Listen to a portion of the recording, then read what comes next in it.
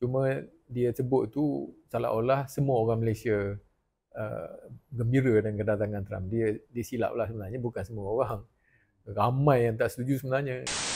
Yang pertama lagi tentang majlis untuk meraihkan dia memang terlebih lah.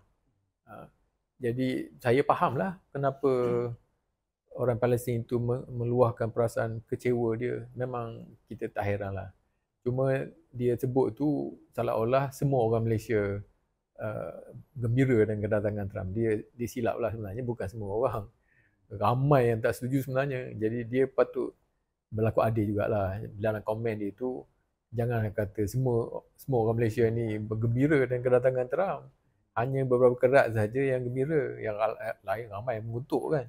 Jadi dia kena sedar yang ramai lagi orang Malaysia yang benci dengan apa yang telah berlaku. Jadi sebenarnya kami dah buat kempen lama. 2 bulan sebelum Trump datang, apabila kita dengar pengumuman dalam parlimen oleh PM nak menjemput Trump, kita kata ini tak patut berlaku.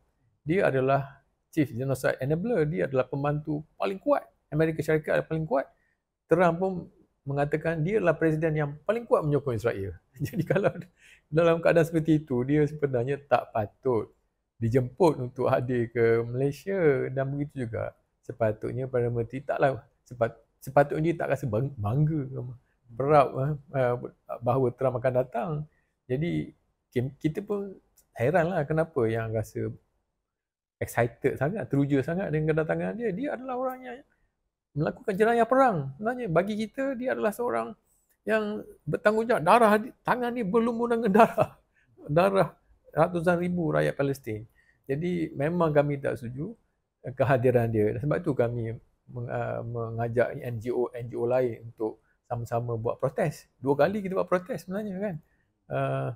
Dan yang baru ni yang kali kedua sebenarnya, yang terpaksa dipindahkan daripada Ampak tu.